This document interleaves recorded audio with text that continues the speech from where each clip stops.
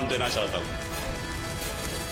चाहे आप सारे इकट्ठे होकर ये मार्च करें, चाहे आपने जो मर्जी और ब्लैकमेल करने की तरीका करना है, ये आज मेरे से सुन रहे कि जब तक मैं जिंदा हूं आपको एनआरओ नहीं मिलने लगा। वज़ीर आज़म 1.25 साल 1.5 साल से भाषण दे रहे थे कि मैं एनआरओ नहीं दूंगा। ये असल में इंडेमनिटी बॉन्ड की आड़ में कौम को एक और धोखे की तरफ लेके जाना चाहते हैं कि ये देखें हमने नवाज शरीफ से शहबाज शरीफ से 7.5 अरब रुपया इंतजाम किया।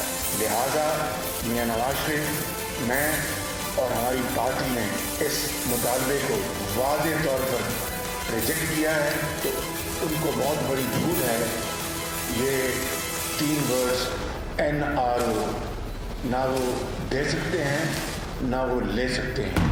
जनरल परवेज मुशर्रफ, अगर उनकी बात मान ली जाए कि उनकी एंजियोग्राफी के लिए उन्हें पाकिस्तान से बाहर भेजना है, तो मुझे बताएं जितने वो लोग जो पाकिस्तान की जेलों में हैं या जो कानून की गिरफ्त में हैं और वो दिल के मरीज हैं, क्या उन सबको आप पाकिस्तान से बाहर भेजेंगे? ये अनोखा लाडला नहीं है परवेज मुशर्रफ। पाकिस्तान के कानून में ऐसी कोई गुंजाइश नहीं कि कोई मुल्ज़म अपने मुल्क से बाहर चला जाए। अदालत फैसला देती है कि जिस शख्स को कैदी रखा गया है उसको ये हक हासिल है कि वो अपना इलाज कराए। फैसले में ये लिखा गया है कि ना सिर्फ उसे अपने इलाज कराने का हक हासिल है, बल्कि उसे ये हक भी हासिल है कि वो जैसा इलाज चाहे और जहां से इलाज चाहे उससे मुस्तफीद हो। We're just praying that Asif Ali Zardari's health improves.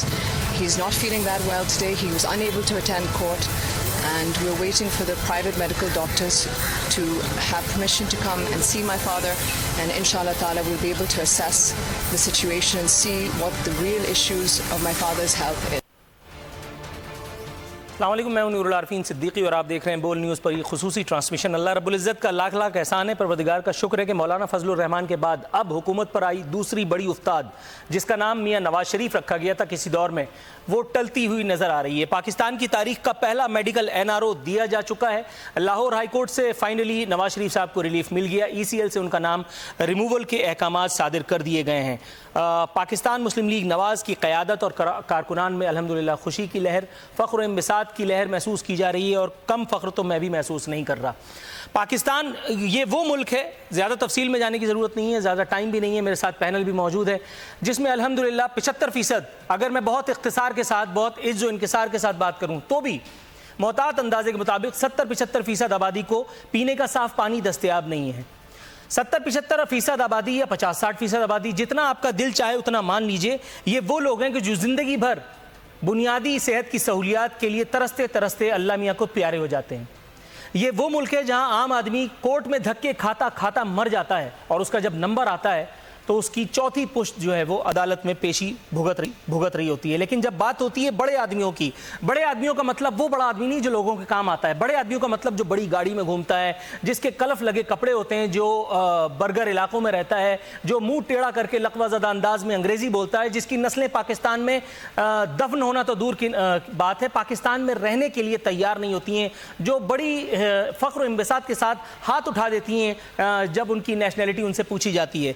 ये होते हैं वो लोग, ये वो ब्रीड है जो अपने आप को बड़ा कहती है। ये वो है जो हमारे कायदीन हैं। सुम्मा अल्हम्दुलिल्लाह, अल्लाह ताला इनकी नज़र बद से बचाए इन तमाम लोगों को।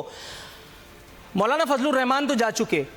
मौलाना फजलुर रहमान के जाने के बाद जो आफ्टर इफेक्ट्स हैं वो तकरीबन कहा जा रहा है मोहतात अंदाजे के मुताबिक कि 1 से 2 महीने तक आते रहेंगे। अगली सहमाई इमरान खान साहब के लिए अच्छी नहीं बताई जा रही है। ये अलग बात है कि गोदी मीडिया की जो तज्जियाकार हैं उनको ऐसा कुछ महसूस नहीं हो रहा।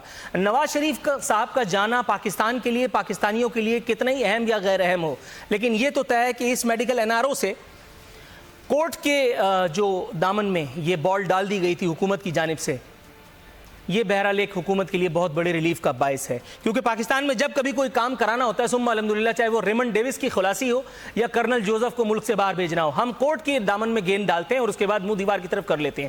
اس کے بعد تھوڑی دیر کا ڈرامہ ہوتا ہے، تھوڑی دیر کے بعد پھر ایک فیصلہ آتا ہے اور سب چپ کر کے لائن لگا کر کے اپنی حاضری پوری کر رہے ہوتے ہیں. فائنلی نواز شریف صاحب کے ساتھ بھی یہی ہوا، حکومت بھی بدنام نہیں ہوئی، میڈیکل NRO بھی دے دیا گیا، انسانی ہمدردی کا سوانگ بھی رچایا جا رہا ہے جو آپ دیکھ بھی رہے ہیں. حالانکہ اس میں نہ انسانی ہمدردی شامل ہے اور نہ ہی کوئی اور بات. میرے ساتھ موجود ہیں میرے تمام مہمانان گرامی.